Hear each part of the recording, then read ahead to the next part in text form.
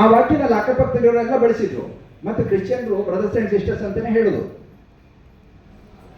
ಆದ್ರೆ ವಿವೇಕಾನಂದರು ಏನ್ ಮಾಡಿದಲ್ಲಿ ಅಂತ ಹೇಳಿದ್ರೆ ಅದನ್ನ ಇನ್ನೊಬ್ಬಳು ಹೆಣ್ಮಗಳು ಬರ್ಕೊಳ್ತಾಳೆ. ವಿವೇಕಾನಂದರು ಅಲ್ಲಿ ಬಂದು ನಿಂತಾಗ ನಮ್ಗೊಂದು ಮಿಂಚಿನ ಸಂಚಾರ, ಮಿಂಚಿನ ಪ್ರಕಾಶ ನಮಗೂ ಬಂದು ಬಡ್ದಂಗಾಗ್ಬಿಡ್ತು. ಅವರ ಆ ಸ್ವರೂಪವನ್ನು ನೋಡಿ, ಅವರ ಕಣ್ಣುಗಳಿದ್ದ ಕಾಂತಿಯನ್ನು ನೋಡಿ ನಮ್ಗೆ ರೋಮಾಂಚನಾಗಿ ನಾವು ಚಪ್ಪಾಳೆ ಹೊಡೆದಿತ್ತು ಅಂತ ಹೇಳ್ತಾರೆ.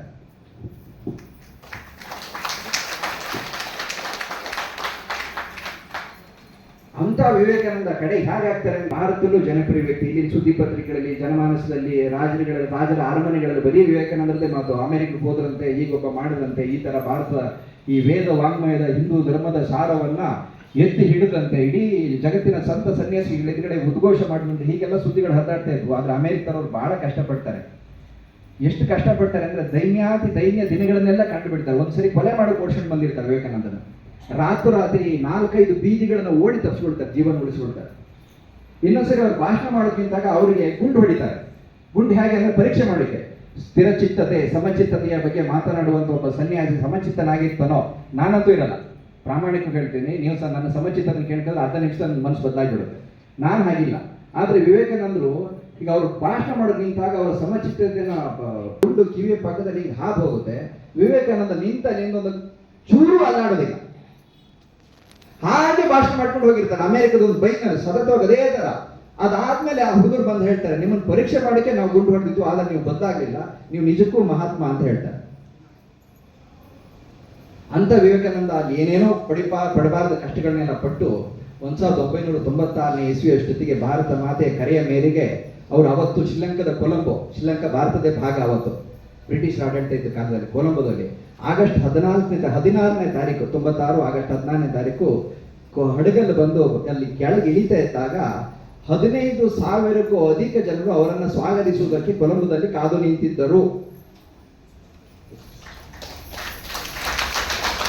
ಅವತ್ತು ಫೇಸ್ಬುಕ್ ಇರಲಿಲ್ಲ, ವಾಟ್ಸಪ್ ಇರಲಿಲ್ಲ, ಟ್ವಿಟರ್ ಇರಲಿಲ್ಲ, ಇನ್ಸ್ಟಾಗ್ರಾಮ್ ಇರಲಿಲ್ಲ, ದೂರದರ್ಶನ ಇರಲಿಲ್ಲ, ಮತ್ತೆ ಮೊಬೈಲ್ಗಳು ಇರಲಿಲ್ಲ, ಲ್ಯಾಂಡ್ಲೈನ್ ಕೂಡ ಇರಲಿಲ್ಲ. ಇಂಥ ಸಂದರ್ಭದಲ್ಲಿ 15,000ಕ್ಕೂ ಅಧಿಕ ಜನರು ಅಲ್ಲಿ ಕಾದು ನಿಂತಿದ್ರು. ಹಾಗೆ ಕಾದು ನಿಂತಿದ್ದಾಗ ಬೇರೆ ಯಾವುದೇ ವ್ಯಕ್ತಿ ಆದರೆ ಏನು ಮಾಡ್ತಿದ್ರು ಅಂತ ಹೇಳಿದ್ರೆ, ಹಡಗು ಇಳಿದ ತಕ್ಷಣ ತನ್ನನ್ನು ಮುತ್ತಿಕೊಂಡು ಬಂದಂಥ ಜನರಿಗೆ ಅವರ ಕೊರಳನ್ನು ಕೊಟ್ಟು ಹಾರ ಹಾಕ್ಸ್ಕೊಳ್ತಿದ್ರು. ಆಮೇಲೆ ಅಕ್ಕಪಕ್ಕ ನೋಡಿ ಸಂತೋಷ ಪಡ್ತಿದ್ರು. ಆದರೆ ಈ ವಿವೇಕಾನಂದ ಮಾಡಿದ್ದೇನು ಅಂತ ಹೇಳಿದ್ರೆ, ಮೊದಲು ನೆಲಕ್ಕೆ ಮುಟ್ಟಿ ಭರತ ಮಾತೆಯ ಮಣ್ಣನ್ನು ತನ್ನ ಹಣೆ ಹೊತ್ಕೊಂಡು ಭೋಗ ಭೂಮಿಯಿಂದ ಯೋಗ ಭೂಮಿಗೆ ಮತ್ತೆ ಮರಳಿದೆ ಅಂತ ಹೇಳಿ ವಿವೇಕಾನಂದರು ಹೇಳ್ತಾರೆ. ಆ ಮಣ್ಣನ್ನ ಕಣೆ ಗೊತ್ಕೊಂಡು ಅವರು ಎಂತ ಆನಂದ ಪಡ್ತಾರೆ ಅಂದ್ರೆ ಕುತ್ಕೊಂಡ್ಬಿಟ್ಟಿರ್ತಾರೆ ಕೂತು. ಇಂಥ ಒಬ್ಬ ಸಂತನ ನೀವೆಲ್ಲಾದ್ರೂ ಓದಿದ್ದೀರ? ನೀವು ಈ ತರದ ಎಲ್ಲಾದ್ರೂ ಸಂತನ ಬಗ್ಗೆ ಓದಿದ್ದೀರ ನೀವು? ಇದೇ ನಮಗೆ ಆದರ್ಶ. ಕೂತಲ್ಲೂ ನಿಂತಲ್ಲೂ ಜನ ಜನ ಜನ ಅಂತ ಹೇಳೋದು, ಭಾರತ ಭಾರತ ಭಾರತ. ಅವರು ಅಮೆರಿಕಕ್ಕೆ ಹೋಗಿದ್ದು ಭಾರತದ ಬಡತನ ನಿವಾರಣೆ ಮಾಡಕ್ಕೆ ಅಮೆರಿಕದಲ್ಲಿ ಹೋಗಿ ದುಡ್ಡು ಸಂಗ್ರಹ ಮಾಡ್ಕೊ ಬರ್ತೀನಿ ಅಂತ.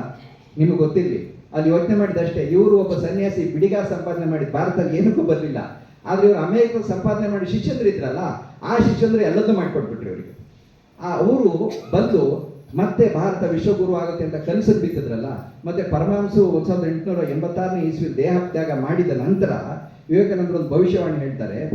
ಇನ್ನು 150 ವರ್ಷಗಳ ನಂತರ, ಇನ್ನು 300 ವರ್ಷಗಳ ನಂತರ ಶ್ರೀರಾಮಕೃಷ್ಣ ಪರಮಹಂಸರು ಮತ್ತೆ ಈ ನೆಲಕ್ಕೆ ಬರ್ತಾರೆ ಅಂತೇಳಿ ಅವತ್ತು ಭವಿಷ್ಯವಾಣಿ ಹೇಳ್ತಾರೆ. ಅದು ಈ ಪುರುಷೋತ್ತಮನಂದರು ಬರ್ತಿರೋ ಪುಸ್ತಕದಲ್ಲಿ ಇದೆ, ನೀವು ಓದ್ಬೋದು. ಪರಮಹಂಸರು ಮತ್ತೆ ಬರ್ತಾರೆ ಅಂತೇಳಿ. ನಾನು ನಿಮಗೆ ಇವತ್ತು ಒಂದು ವಿಚಾರನ ಅಧಿಕೃತವಾಗಿ ಹೇಳಬೇಕಾಗಿದ್ದು, ಮತ್ತು ಕೆಲವೊಂದು ನಿಗೂಢ ಆಧ್ಯಾತ್ಮಿಕ ಅನುಭವಗಳನ್ನು ಹೇಳೋಕೆ ಕಷ್ಟ, ಆದರೆ ಇವತ್ತು ಅನಿವಾರ್ಯ ಕಾರಣಕ್ಕೆ ಹೇಳ್ತಾ ಇದ್ದೀನಿ. ಬೆಳಿಗ್ಗೆ ನಾನು ಪೂಜೆ ಕೂತ್ಕೊಂಡಿದ್ದಾಗ, ನನ್ನ ಆರಾಧ್ಯ ದೇವಿ ಎದುರುಗಡೆ ನನ್ನ ಗುರುಗಳ ಮನೆಯಲ್ಲಿ ನಾನು ಪೂಜೆ ಕೂತ್ಕೊಂಡಿದ್ದಾಗ, ಧರ್ಮ ರಕ್ಷಣೆಗಾಗಿ ನಾನು ಮತ್ತೆ ಹುಟ್ಟಿ ಬರುತ್ತೇನೆ, ಯದಾ ಯದಾ ಹಿ ಧರ್ಮಸ್ಯ ಗ್ಲಾನಿರ್ಭವತಿ ಭಾರತ ಅಭ್ಯುತ್ಥಾನಂ ಅಧರ್ಮಸ್ಯ ತದಾತ್ಮಾನಾಂ ಸೃಜಾಮ್ಯಹಂ ಪರಿತ್ರಾಣಾಯ ಸಾಧೂನಾಂ ವಿನಾಶಾಯ ಚ ದುಷ್ಕೃತಾಂ ಧರ್ಮ ಸಂಸ್ಥಾಪನಾರ್ಥಾಯ ಸಂಭವಾಮಿ ಯುಗೆ ಯುಗೆ. ಇದನ್ನು ಕೃಷ್ಣ ಭಗವದ್ಗೀತೆ ಹೇಳಿದ್ದು. ಆ ಮಾತು ಧರ್ಮ ರಕ್ಷಣೆಗಾಗಿ ನಾನು ಹುಟ್ಟಿ ಬರುತ್ತೇನೆ, ಮತ್ತೆ ಹುಟ್ಟಿ ಬರುತ್ತೇನೆ, ಸಂಭವಾಮಿ ಯುಗೆ ಯುಗೆ ಅಂತ ಕೇಳಿಸ್ತು. ಅದನ್ನು ಗುರುನಾಥರು ಹೇಳಿದ್ರು.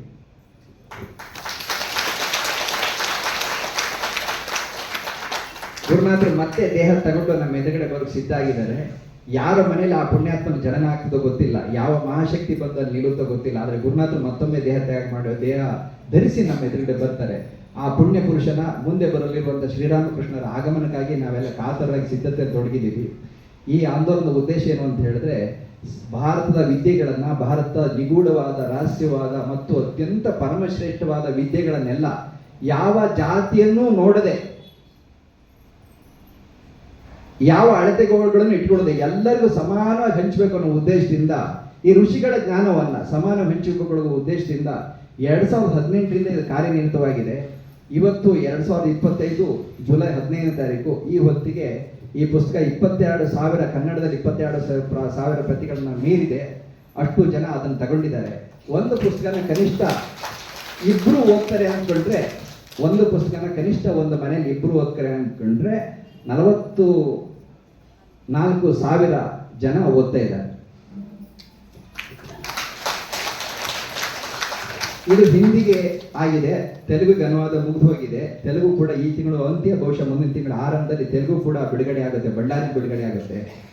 ಅದನ್ನು ವೆಂಕಟನಾರಾಯಣರಾವ್ ಅಂತ ಹೇಳಿ ಬಹಳ ಚಂದ ಮಾಡಿದ್ದಾರೆ, ಅವರು ಕೂಡ ತುಂಬ ಚೆನ್ನಾಗಿ ಮಾಡಿದ್ದಾರೆ. ಇನ್ನೊಬ್ಬ ಬಹಳ ವಿನೀತ ವ್ಯಕ್ತಿ ಇದರಲ್ಲಿ, ಈ ಅನುವಾದ ಕಾರ್ಯದಲ್ಲಿ ನನಗೆ ಸಿಕ್ಕಿರೋ ಭಾಗ್ಯ ಏನಂದ್ರೆ, ಇಂಥವ್ರದ್ದೆಲ್ಲ ದಿವ್ಯಾತ್ಮರ ಪರಿಚಯ ಆಗಿದ್ದು. ಯೋಗ್ಯರ ಸಂಸರ್ಗ, ಸುಸಂಸ್ಕೃತ ಸಂಸರ್ಗ ಹಾಗೆ ಅದು ಸಿದ್ಧತೆ ಆಗಿದೆ. ಇಂಗ್ಲೀಷಿಗೆ ಅನುವಾದ ಆಗ್ತಿದೆ. ಹುಬ್ಬಳ್ಳಿಲಿ ಪ್ರತಿಭಾ ಅಂತ ಒಬ್ಬರು ಇಂಜಿನಿಯರಿಂಗ್ ಲೆಕ್ಚರರ್, ಅವರು ಅದನ್ನು ಮಾಡ್ತಾ ಇದ್ದಾರೆ. ಆಕೆ ತುಂಬ ಗರ್ಭಿಣಿ ಆಗಿರೋದ್ರಿಂದ ಅವರಿಗೆ ಮಾಡೋಕೆ ಆಗ್ತಾ ಇಲ್ಲ, ನಿಲ್ಲಿಸಿದ್ದಾರೆ. ಅವರಿಗೆ ಅದು ಮುಗಿಲಿ ಅಲ್ಲ, ಅದೆಲ್ಲ ಮುಗಿದ ಮೇಲೆ ಮುಗಿಸ್ಕೊಡ್ಲಿ ಅಂತ, ಏನೋ ಸ್ವಲ್ಪ ಬಾಕಿ ಇದೆ, ಅವ್ರು ಮುಗಿಸ್ಕೊಡ್ತೀನಿ ಅಂತ ಹೇಳಿದ್ದಾರೆ. 2018ಕ್ಕೆ ಶುರುವಾಗಿರುವಂಥ ಈ ಆಂದೋಲನ 2021 ಜುಲೈ 30ನೇ ತಾರೀಕು ಈ ಮೊದಲನೇ ಕನ್ನಡ ಪುಸ್ತಕ ಬಿಡುಗಡೆ ಆಯಿತು. ಇವತ್ತು ರಾಜ್ಯದ 240ಕ್ಕೂ ಅಧಿಕ ತಾಲೂಕುಗಳಲ್ಲಿ ಇದೆ ಈ ಕೆಲಸ ಇದೆ. ಹಾಗೆ 28ಕ್ಕೂ ಅಧಿಕ ಜಿಲ್ಲೆಗಳಲ್ಲಿ ಈ ಕೆಲಸ ಇದೆ. ಮೊದಲನೇ ಬಾರಿ ಇವತ್ತು ಕರ್ನಾಟಕದ ಗಡಿ ದಾಟಿ ಹೊರ ರಾಜ್ಯಕ್ಕೆ ಹೋಗ್ತದೆ. ಈಗಾಗಲೇ ಹೊರ ರಾಜ್ಯದಲ್ಲಿ ಪಾರಾಯಣ ನಡೀತದೆ ಕನ್ನಡದಲ್ಲಿ, ಆದರೆ ಹಿಂದಿಯಲ್ಲಿ ಪಾರಾಯಣ ಮಾಡೋದಕ್ಕೆ ಮೊದಲನೇ ಸರಿ ಈ ಗಡಿಯ ಸೀಮೋಲ್ಲಂಘನ ಆಗಿದೆ, ಸಮುದ್ರ ಉಲ್ಲಂಘನ ಆಗಿದೆ, ಹನುಮಂತ ಮಾಡಿದಂಗೆ ಉಲ್ಲಂಘನ ಆಗಿದೆ. ಇನ್ನು ಮುಂದೆ ಹಿಂದಿನ ಪಾರಾಯಣ ಶುರುವಾಗುತ್ತೆ. ಬಹುಶಃ ಮುಂದೆ ಬಂದರೆ ವಿದೇಶಗಳಲ್ಲಿ ಒಂದಷ್ಟು ಜನ ಕಾಯ್ತಾ ಇದ್ದಾರೆ, ಆ ವಿದೇಶದವರೆಗೂ ಇಂಗ್ಲೀಷ್ ಪುಸ್ತಕ ಸಿಗುತ್ತೆ. ಈ ಎಲ್ಲ ಕಾರ್ಯದಲ್ಲಿ ಸಾವಿರಾರು ಜನನ ಈಗ ತಲುಪಿಟ್ಟಿದ್ದೀವಿ, 1000 ಜನ ತಲುಪಿದ್ದೀವಿ. ಕನಿಷ್ಠ ಒಂದು 150ರಿಂದ 200 ಜನ ನಿತ್ಯ ಸಂಧ್ಯಾವಂದನೆ ಮಾಡ್ತಿದ್ದಾರೆ. ನಿಮಗೆ ಗೊತ್ತಿರಿ, ಇವ್ರು ಯಾರೂ ಕೂಡ ಸಂಧ್ಯಾವಂದನೆ ಕಲಿತು ಬಂದ ಮನೆತನದಲ್ಲಿ ಬಂದವರಲ್ಲ, ಜನಸಾಮಾನ್ಯರು. 150ರಿಂದ 200 ಜನ ನಿತ್ಯ ಸಂಧ್ಯಾವಂದನೆ ಮಾಡ್ತಾ ಇದ್ದಾರೆ.